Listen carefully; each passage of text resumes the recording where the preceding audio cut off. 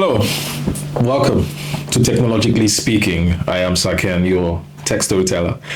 Today's episode is something I'm particularly interested in. I'm excited about this one because, how do I put this one? I have titled it Technology, Loneliness, and the African Urban Experience. You know, in major African cities today, Lagos, Accra, Nairobi, technology is connecting us 24/7. We are online, we're chatting to a colleague, we're chatting to an old friend, we're keeping up with family.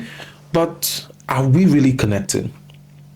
Is technology bringing us closer or farther apart? And to do justice to this topic, I brought on board someone who, I don't think there's a better person to discuss this than Dario Latoye, a man who's built one of Africa's fastest growing dating platforms, TrueFlutter.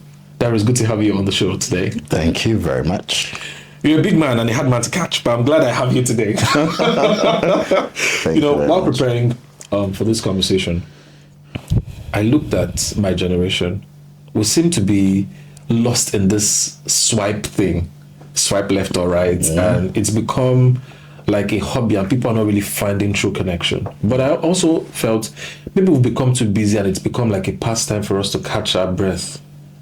Is technology really connecting us in this age, or are we really losing human touch and just passing our time with social media and technology generally?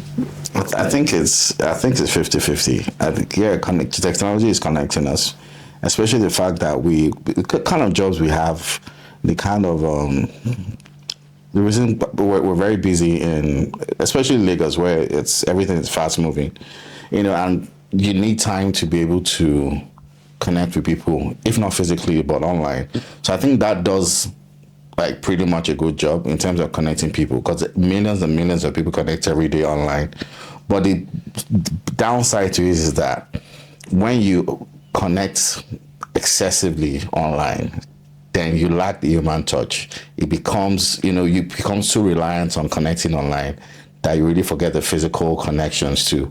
So there needs to be like a balance when it comes to the physical connections and the online connections. But definitely the online connection does a very great job, especially when we're during COVID, where a lot of people were at home and people weren't seen physically.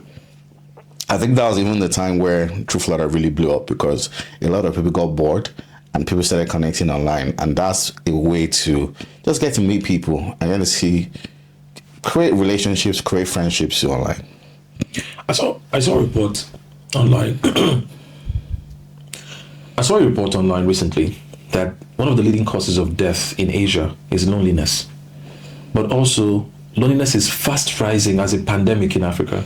Yeah. And I'm wondering, is tech not supposed to be a solution, or is it not part of the problem? So when tech is not the solution, tech is the solution for loneliness. Yes.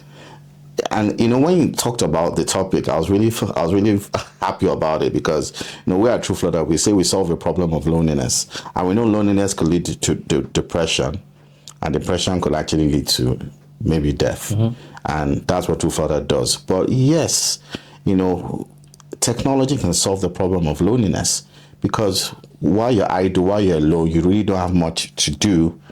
But if you get connected to people online, not even people online, just generally, maybe even social media. There are a lot of things that Nigerians have like a coping mechanism with when it comes to just listening to comedies, watching comedies online, and just connecting with other people.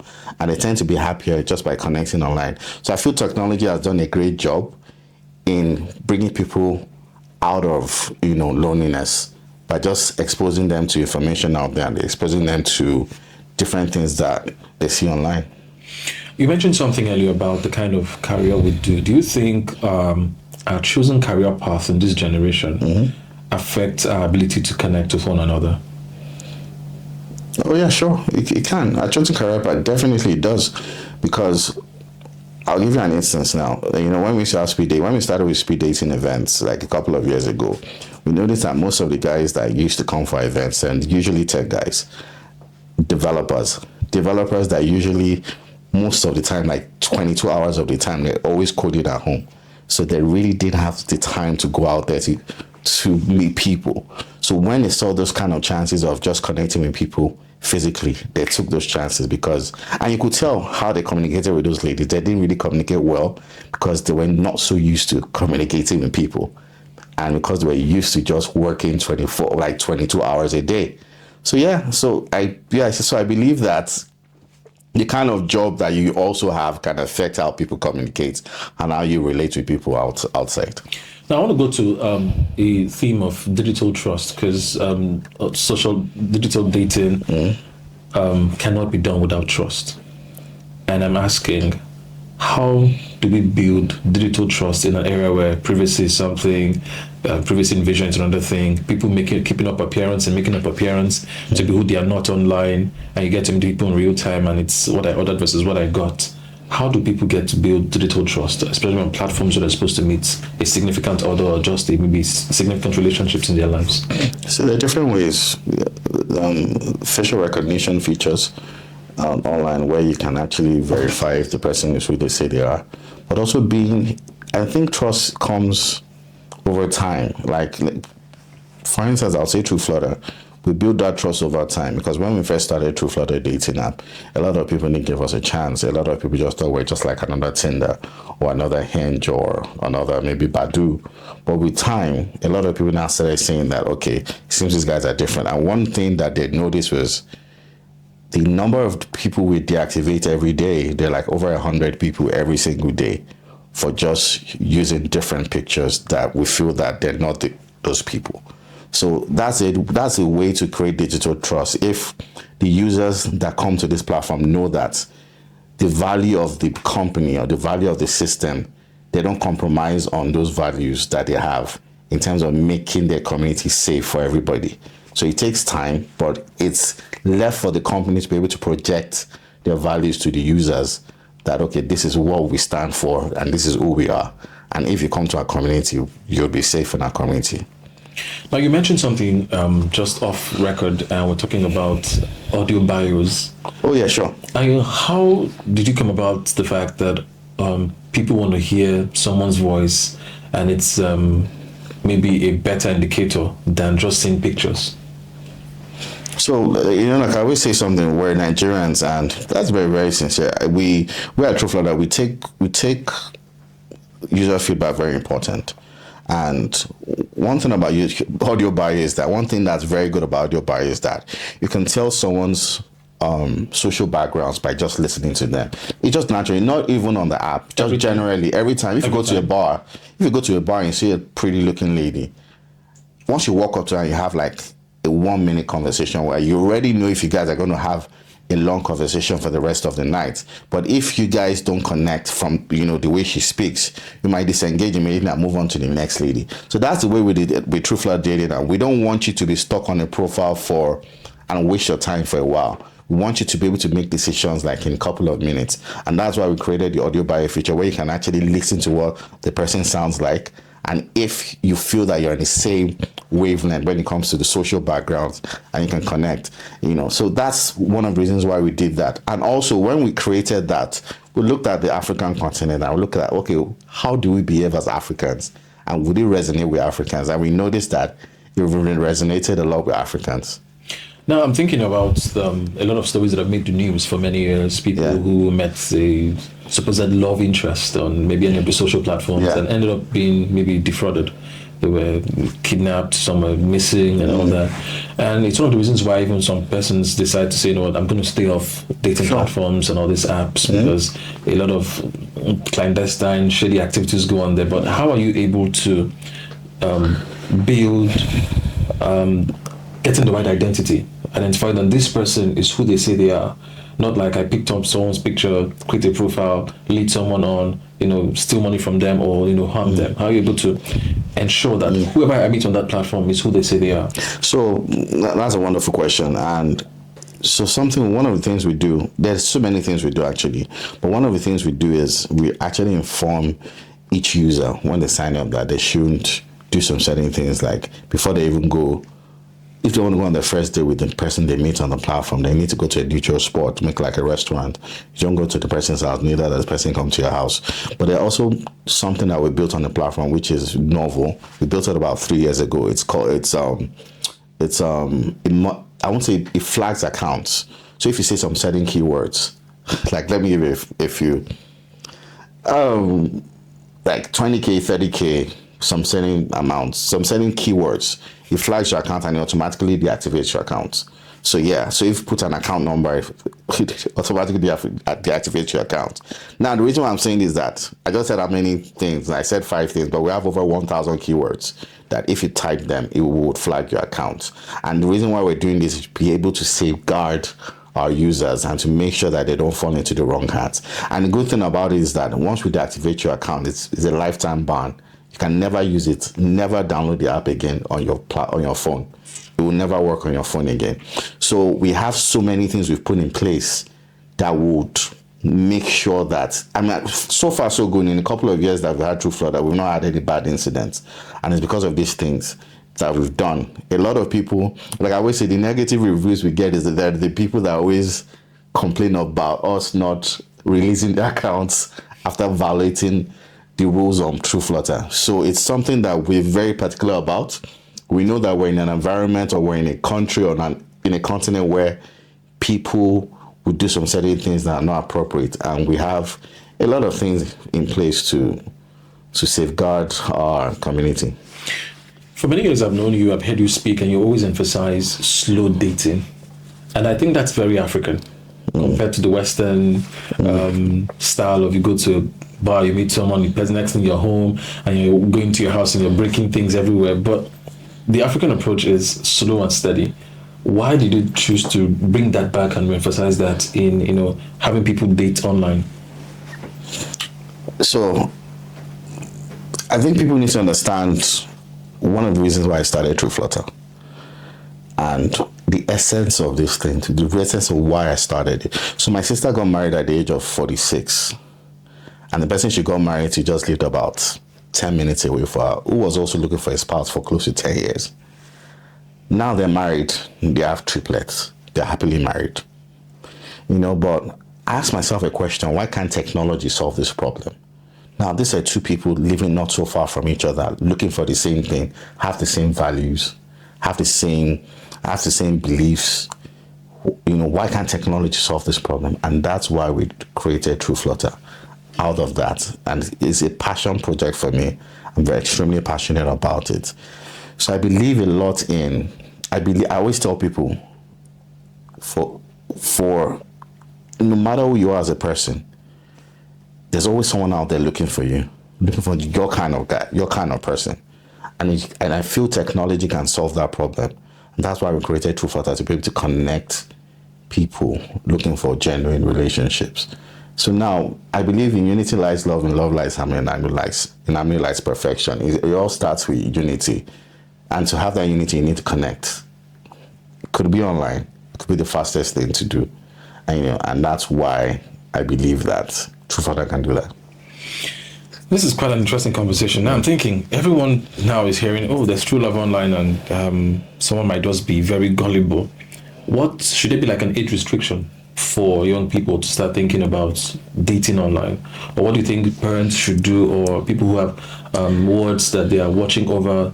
How much information should this person have when it comes to meeting people online, and what are the things they should look out for and be careful about? So age restriction should definitely be 18 and above. 18, a person sure. Is okay to do. One of the mistakes people make in life is that people say, I'll get married in the next 5 years, 2 years, 3 years, and before they wake up, they're already 14 in their lives, and they wonder, what did I do? That's the exact mistake a lot of people make. So apart from the fact that I'm a co-founder of a dating app, I'm also a matchmaker. So I always see this trend. I see it play out every single day. People wake up at an old age and say, man, I've wasted my time. And I always say that I understand that at a young age, you're not as mature as you're going to be. Maybe when you're marrying, if you're 18, you're not going to be as mature, but start consciously looking for somebody. As long as you're still focused on your career, you should be consciously looking for people. And also, you don't want to raise kids at an old age. I always tell people, so if you're 18, our parents got married early, if you noticed. And, and they raised dots at a young age. You don't want to be married at the age of 45 and you're having kids and when you're 70 of having kids, to be raising kids, that time you're meant to have retired and your kids be taking care of you or be chilling. But I always encourage people to get married early. It's all about the mindset. I always say that, a relationship is a convergence of two histories. You come into the relationship having that mindset that the person is different already sets the tone for a good relationship. Knowing that you're both different and starting off early, raising kids early, and having a good career and good life. So I always encourage that. I wish I dated when I was in uni. I only dated once, but I always tell people, I always advise people, in university, try and find a spouse or try and find a partner and build from there. Because you know that when you're in university, you don't have all this, buy me expensive things, buy me that.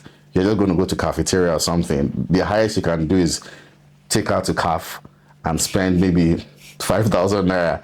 So there are no demands, high demands when it comes to dating young, and you build together as a couple. So yeah. Now you said something about being a matchmaker, and I am thinking now that in the course of matchmaking people, and of course building a dating app, you must have come across people who chose their career over partnership, and chose that to a certain point and said, I'm not going to get married, or I'm not going to get into a relationship until I get to this point. And now they're at this point where they're not like, do I really even need to go back and look for... What should they do at that point? Now, this is a question, we would look at it from any angle, technology or anything. Is that the right thing to do? Or is it a personal decision, anyone can do what they want to do? I don't think it's the right thing to do, especially for women. Because if you want to chase your career at the age of 40, you want to start getting married, there are a lot of things that the men would ask you. Are you still fertile? Regardless of your career, regardless of how much you have in your life, you might be a multi-billionaire, but are you still fertile? That's the same question. When you get to 40, most of your eggs are already depleted at the age of 40. And that's a big question. So most guys will not want to date you. That's a fact. Unless you may meet men that are exposed and men that are open-minded. Those are the people. But those kind of men are rare, because people always want children. So I would always say something. As long as you're chasing your career, you can still do it. Chase your career, but also intentionally look for a spouse, because trust me, when ladies get close to 40, it becomes more complicated. Even when men start getting married at the age of 40, 45, the ladies still question them, what did this guy do in his 30s and 40? Maybe when he clocked 40, that he didn't realize that he wanted to get married early. So that could also be a red flag for the men too. So I always advise people, if you're chasing your career, chase your career, but also have a very good relationship that will lead to marriage. Because at the end of the day, if you find a partner that supports you, you can chase your career and equally raise your kids at the same time. Now I'm thinking, there's a lot going through my mind, and I am thinking about AI and relationships online. I see a profile of someone I think is out of my league. I go and sit with AI and I craft out love letters and I craft out scenarios and I start dishing it out one after the other. We eventually will meet face to face and I can't say one of those lovely Shakespearean poems I was giving her. Is AI going to end a lot of relationships, or it's going to help compatibility in this age that we're in? It all depends. I think AI could actually help. Because sometimes some people when you get drawn to somebody and maybe eventually find out, and it happens to everybody. So it's not, let's even leave AI out of it. There are a lot of things that, like for instance now, if someone is getting married, like someone is in a relationship now, and they're getting married in the next couple of months, and when they get married in a couple of months, the wife will now start saying, oh, you're not the kind of person that I thought you were when we're dating. So this always happens. There are always surprises in relationships and marriages. So you're always going to surprise the person. So what I'm trying to say is that with AI, even if you woo the person with the messages you send, and the person is already drawn to you, the person might still be with you regardless of the fact that they realize that, okay, this guy has been using AI. Because these days, I'm sure you know that most people use AI now. Even the ladies use AI to draft messages and all that. So I don't think it's going to be I don't think it's going to be. I think people will get used to it. People will have to get used to using AI. You know, like there was this research I just saw that a lot of people use conversational AI companions now, like top searches now. People use AI companions, literally discuss with AI regarding relationships, and people are really. Is that a good thing or a bad thing? It's a good thing. Remember, there was a case of a kid who was talking with an AI and committed suicide. Yeah, I know. Well, the question is that what was the topic? What was it about? Now we're talking about relationships, right? So I'm sure there's a downside to it, but for now, I feel that there are more advantages than disadvantages when it comes to AI. Now, my final question to you is: you started out in the entertainment space, yeah, or you came into the tech space. Mm-hmm. What would be your advice to someone who want to pivot but think it's too late for them? It's not too late. So I would always say something that, like I had a conversation with someone yesterday, and I said that, you know, when we started True Flutter, we started with somewhat like a low budget, like little amount of money, and we've grown ever since. We've grown. I mean, doors have been opened with True Flutter, and anybody that wants to pivot, as long as you're doing it for the passion, don't follow the trend, because I've noticed that a lot of people have followed trends and they're falling off because maybe they hit a snag and they feel they can't move on. But just if you're extremely passionate about what you do, it's not too late to build an empire with, you know, if you have an idea. For every problem, there's a solution. For every solution, there's a way to make money. So if you feel that you're solving a problem, a genuine problem, you know, just stick to your guns and do what you need to do. And eventually the doors will open. I'll use myself as an example. There are people that turned me down 3 years ago. I'll use investors. There are investors that turned me down 3 years ago because they thought that True Flutter wouldn't scale. And 3 years later, they heard someone just told them about True Flutter. Hey, these guys are still alive. That was the person's reaction. And the person actually came back to invest. And why did the person invest? Because the person saw growth. And the person saw that these guys didn't give up, you know, regardless of the situations regardless of the obstacles that they faced. So that's what the advice I would give them. You know, anybody out there, it's never too late. Wait, you're in your 40s, you're in your 50s, and you want to start a new project. You can start and just work at it. Oh, that was a lot to unpack. Dari, thank you very much for being on Technologically Speaking. Yeah. We've been discussing technology, loneliness, and the African urban experience. And from the conversation today, I can tell you that I have learned that loneliness is not about being alone. It's about being unseen. And in today's AI age, you can take advantage of technology to put yourself out there, to connect with the right persons, connect with the right people, make up communities, and be active and be seen, be alive. Don't be a ghost. You know, meet someone, where it's you know, don't die alone in your private space. There's, and of course, he said there's someone for everyone, but that someone would only meet you when you are seen. So take advantage of, you know, you might be an introvert, but be particular about how you want to be seen in the world. Until next week, this is Technologically Speaking. My name is Ken. Thank you for being on the show with us today.